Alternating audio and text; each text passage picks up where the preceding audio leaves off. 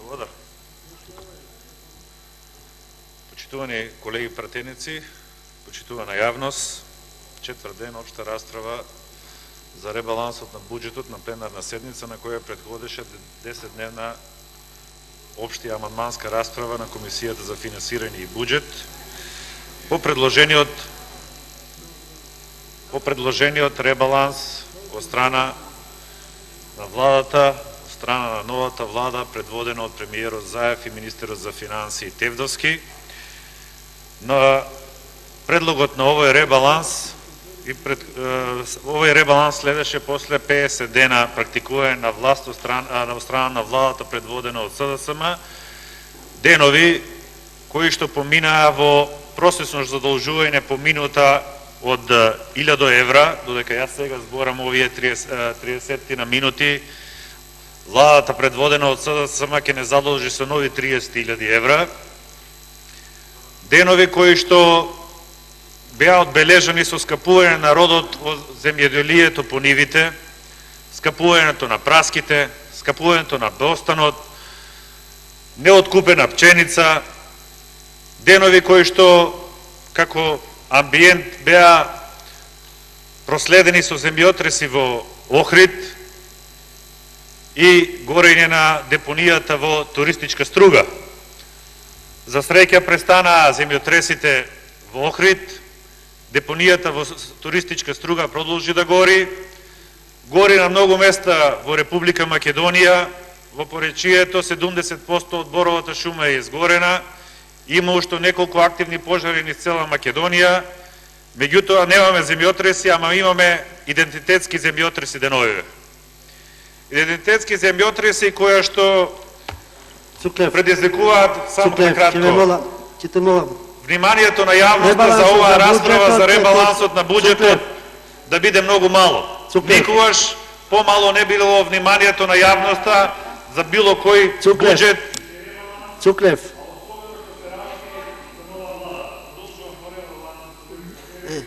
По ребалансот продолжете, оставете други точки. Ребаланс на буџет кој што помина со најмало внимание од страна на јавност. Сега конкретно за буџетот, за да не ме коригира пак колегата Џафери за да се осврнам конкретно на буџетот. Значи, основна цел на ребалансот, според онаа што го кажува министерот за финансии, е да се намалат непродуктивните трошоци и да се зајакне социјалната кохезија. И под превезот на оваа флоскула за намалување на непродуктивните трошоци, основна цел на овој ребаланс е укинување на радиодифузната такса, обезбедување на средства во буџетот за алиментирање на средства кон јавниот радиодифузер и обезбедување на средства за минималната плата 12.000 денари, кои што беа главни предизборни ветувања на СДСМ.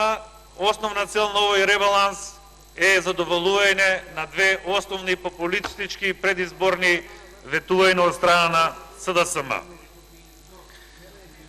Сега, околу минималната плата ќе зборам и подоцна. Впрочем, ние зборат и колегите од мнозинството за минимална плата, ама никако да го видиме тој закон за минимална плата, никако да ги спротивставиме аргументите околу тоа дали минималната плата ќе доведе до социјална кохезија или ќе доведе до дискриминација и на вработените и на стопанските субјекти. Моето прашање е тука до колегите пратеници, го нема министерот, тука е заменичката министер, може и таа да одговори. Како би се чувствувале колеги пратеници ако вие во една конфекција, исполнувајќи ја нормата на работење, иземете 12.500 денари плата, а некој што не го бива во конфекција и едвам со онаа што го постигнува во работењето зема 10.000 денари плата, утре зема иста плата со вас? Како би се чувствувале ако сте вие еден од стопанствениците кои што исплаќате 13.000 денари плата, а вашиот конкурент во иста дејност остварува екстра профит и дели плата пониска од 12.000 денари, а државата му дотира пари за да исплати таа плата од 12.000 денари. Нели е тоа дискриминација помеѓу стопанските субјекти?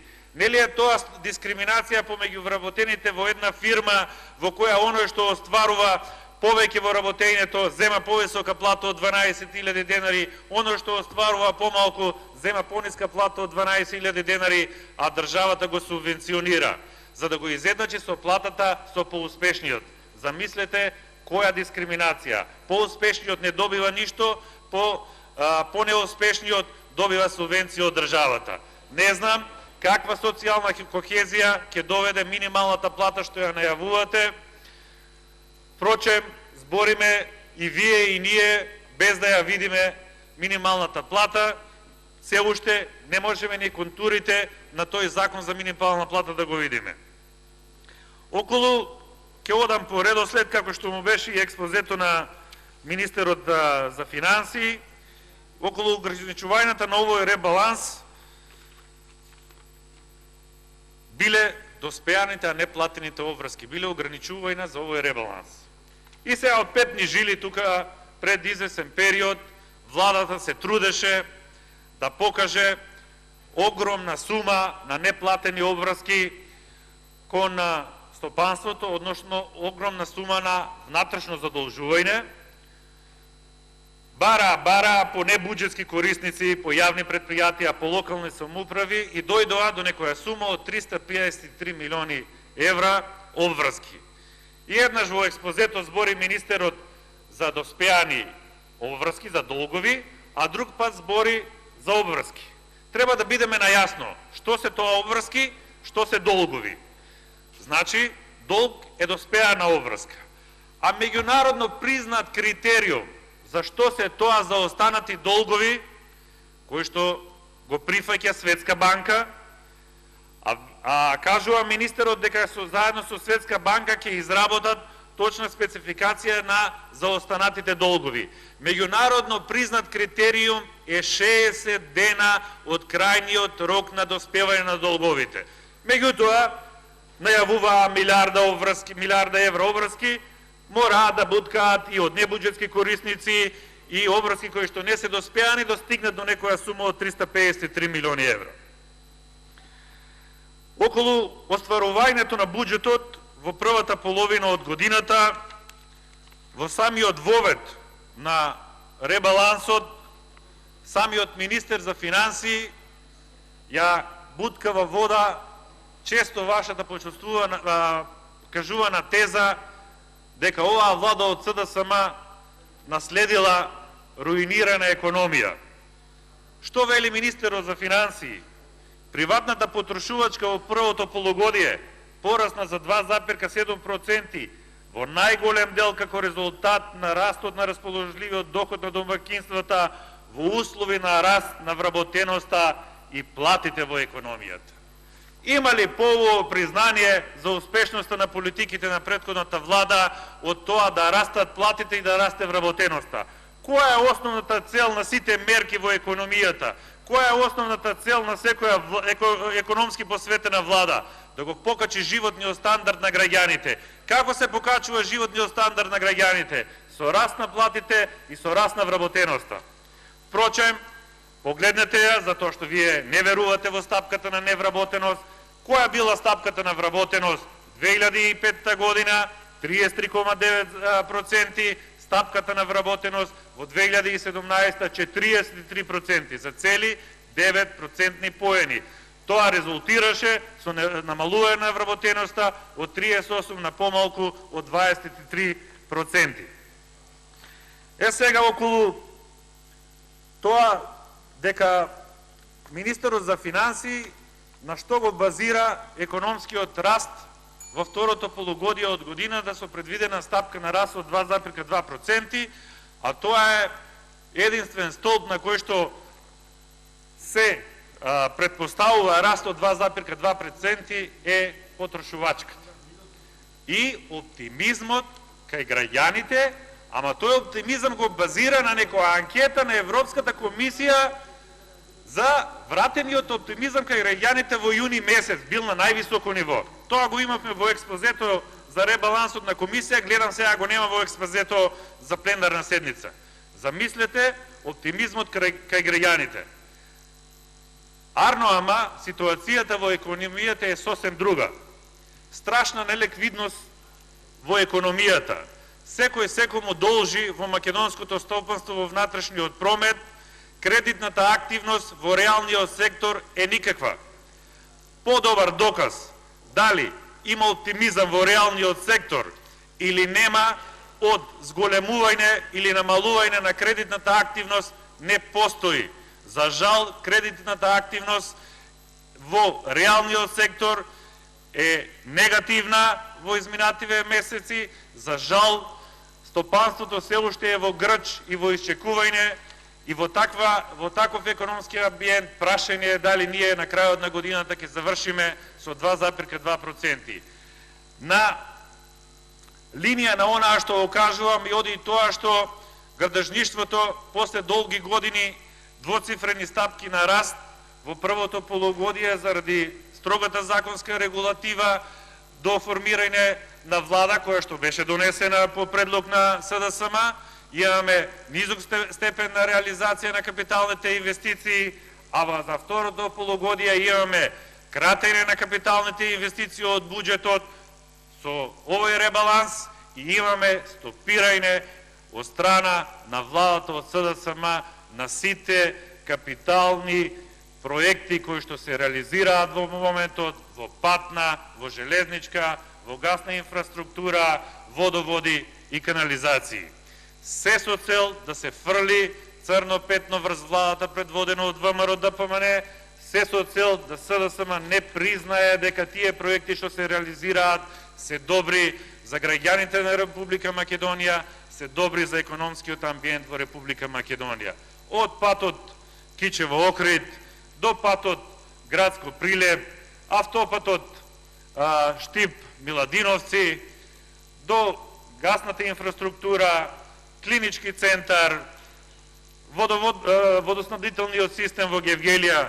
Замислете, евроамбасадорот Жбогар на денот на ударирањето на камен темелник за новиот водоснабдителен систем ја поздравува општина Гевгелија како и самиот проект за водоснабдителен систем како пилот проект во комбинација на обезбедени средства, што од заем од Светска банка, што од грант од Европска инвестициона банка, што од Министерството за финанси. И замислете во проект вреден од 1.700.000 евра, Министерството за транспорт и прски со 96.000 евра учествува во вкупниот проект, го кочи целиот водоснабдителен систем.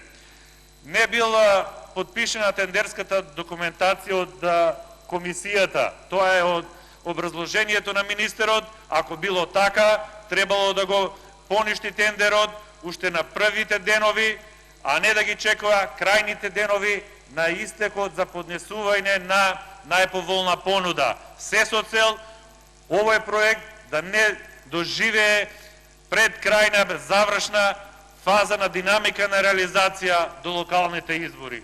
Сето ова што е предвидено во ребалансот, укинување на радиодифузната такса, минимална плата, кратење на капиталните инвестиции, кочење на сите јавни инфраструктурни проекти кои што беа во тек на реализација, е со цел да се направи амбиент пред локалните избори, дека овие од ВМРО ДПМН министрите од тие демек проектираат, лошо проектирале, лоши изведувачи биле, како да во Република Македонија представниците од владата се постружни од градежен факултет, од градежен институт, од кинески изведувачи, од шпански изведувачи и од редица други луѓе кои што се стручни во таа област.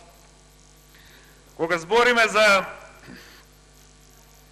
капиталните инвестиции, се наслушавме овие денови од вас, а и министерот за финансии како статистичар, споредба на реализираните капитални инвестиции во 2017 со 2016, која што впрочем е година на целосна изборна година во која што два пати беа закажувани па откажувани избори за третиот пат да бидат одржани нели на 11 декември.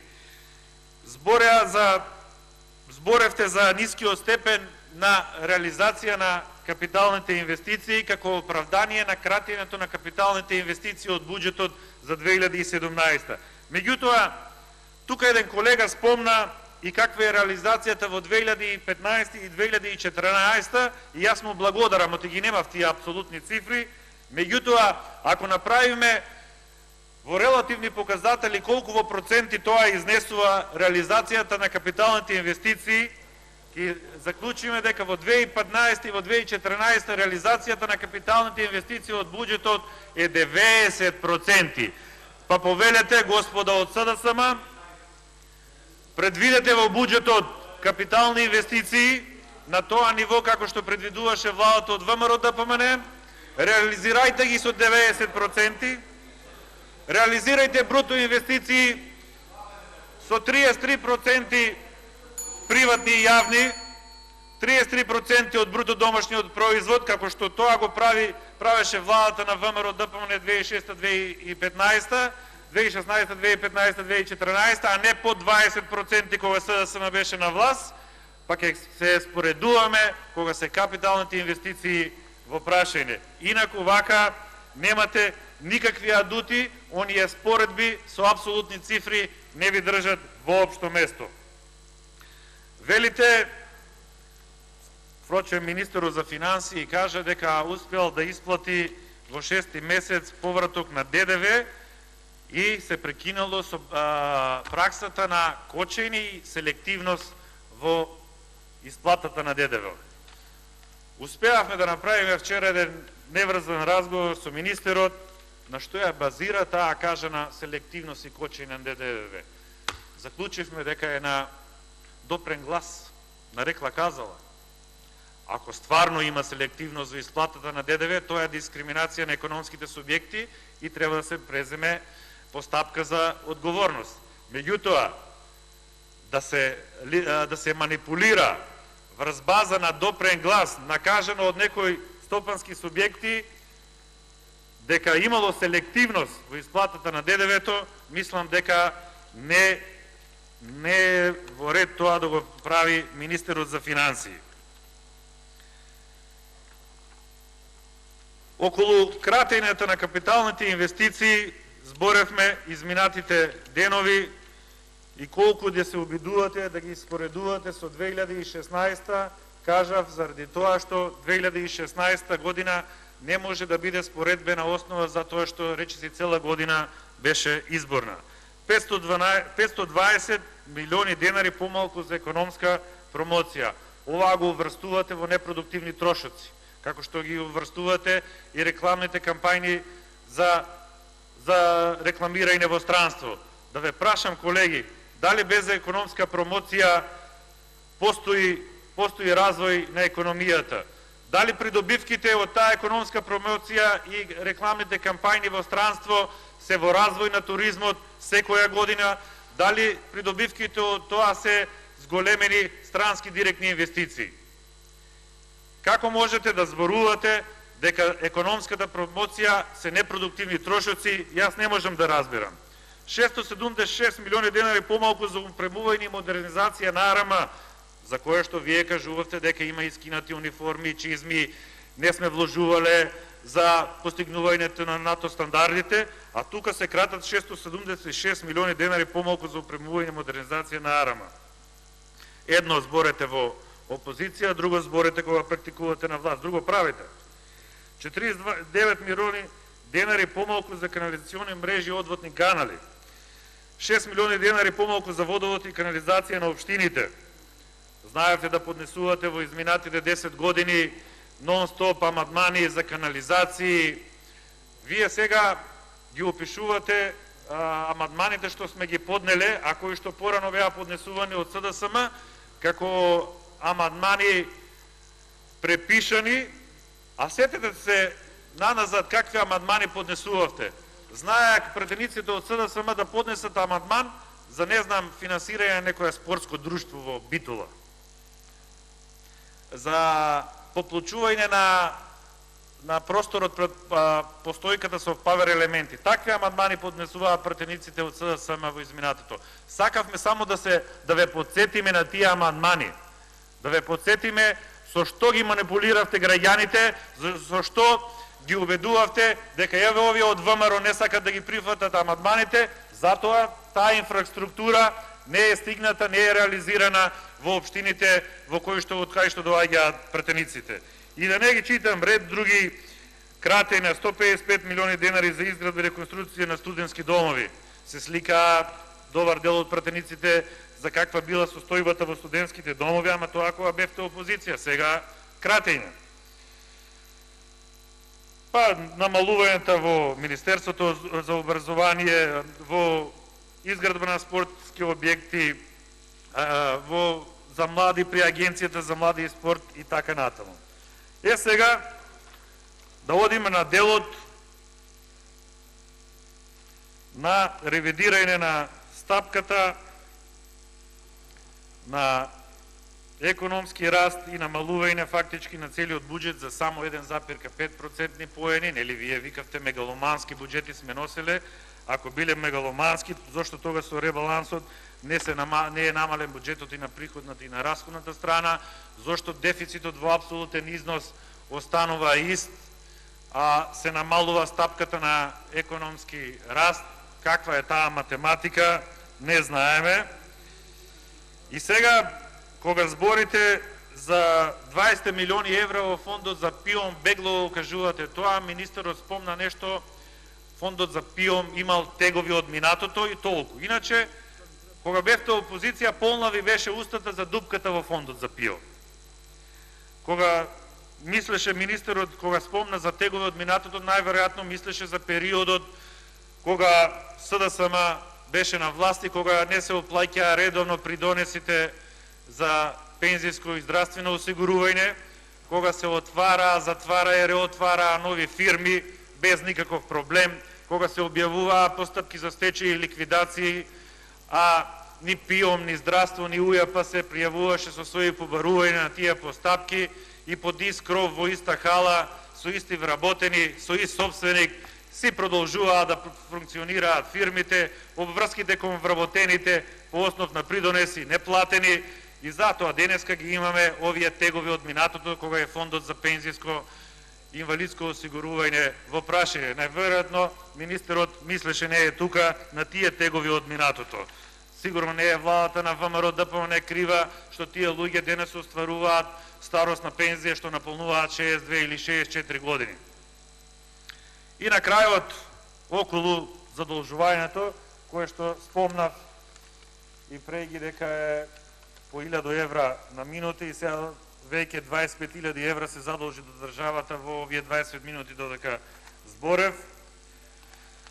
Значи, во минатото, пред преземањето на власта од страна на СДС, министерот за финансии беше професорот Тевдовски, кој што никогаш не беше го употребил, можеби на факултетот да, ама како експонент на СДСМ во јавните настапи по имотнето задолжување. Секогаш, секоја аукција на харти од вредност на домашниот пазар беше дочекана на нож, како владата се задолжи со нови 30 милиони евра, уште едно задолжување на идните генерации, расипништво, никој не правеше збор за раздолжувањето. Денеска, новото задолжување, предвидено со буџетот, со ребалансот на буџетот, нови 50 милиона, дополнителни уствари, 50 милиони евра на домашниот пазар, 100 милиони евра на странскиот пазар, го правдаат со раздолжување и како стапката, каматната стапка на овие задолжувања била пониска од заемите за кои што сме се задолжувале во времето на владењето на СДСМ, и тоа било доказ за кредибилитетот на оваа влада. Оваа влада немала 50 дена биле малку за да испорача бенефит до граѓаните со некои мерки, со некои проекти, арнома 50 дена биле доволни банките да се уверат во кредибилитетот на оваа влада. На оние исти луѓе кои што ги повикуваа банките да не купуваат државни записи од банките за тоа што нема да ги признаваат. Кои што сеја страф во банкарскиот сектор, кои што сеја страф кај странските инвеститори и кои што сеја недоверба и кои оние што го оценуваат кредитниот рейтинг на Република Македонија. Заменичката сигурно се сеќава пред неколку дена беа во посета на Министерството за финансии од агенцијата Фич и агенцијата Фич своите согледувања за климата во Република Македонија ги базирала сигурно и на тие изјави на експонентите од СДСМ кои што ги даваа во изминатата година, дека државата должи над милиарда на домашното стопанство, дека задолжувањето е страшно непродуктивно, дека е со високи стапки. А денес, каматната стапка на задолжувањето на домашниот пазар била резултат на економскиот кредибилитет на оваа влада. Па да прашам, ако на 8 август е закажена аукција на државни записи, 12 месечни, со 1,85% камата, а на 7.3 и на 16.5, кога имавме техничка влада предводена од премиерот Емил Димитриев, сме се задолжили со 12, мислам, сме извршиле аукција на државни записи со каматна стапка од 1,75. Според речникот на министерот за финансии, кредибилитетот на техничката влада бил поголем од кредибилитетот на оваа влада. Ако за 15 годишни државни записи на 24.1.2017 сме се задолжиле, сме извршиле аукција на државни записи со каматна стапка од 30,8%, толку колку што е предвидена и за аукцијата на 8 август на ново задолжување од 20 милиони евра со 15 годишни државни записи. Значи ли тоа, според речникот на министерот за финансии, дека кредибилитетот на оваа влада е понисок од кредибилитетот на техничката влада, предводена од страна на премиерот Емил Димитриев? Од друга страна, ако ги земеме пробивањето на дефицитот по месеци, ќе заклучиме дека за 5 месеци, првите 5 месеци од 2017, просечно дефицитот е потрошен по месеци со 18 милиони евра, а само во 6 месец со 48,5 милиони евра. 3,5 пати повеќе од колку просекот во претходните 5 месеци. И на крајот, околу задолжувањето, кое што вие милувате да го изразувате во апсолутни цифри, секогаш задолжувањето треба да го гледаме во однос со брутодомашниот производ. Државниот долг и во 2017 и во 2005 е околу 38% од брутодомашниот производ. Точно е, јавниот долг е за 6% поени повисок од 2005, меѓутоа, колеги, ако ги споредиме јавните инфраструктурни проекти кои што се реализираат преку јавните инфраструктурни предпријатија денес, годиниве, во споредба со периодот од 2002-2006, ќе направиме дека има неспоредлива разлика. И престанете да манипулирате дека преку проектот Македонија вработува, не се уплаќале придонесите за ПИОМ за оние што се вработени преку проектот Македонија вработува. Тоа не е точно. Георгиева Милева, и очекувам реплика и ќе го докажам на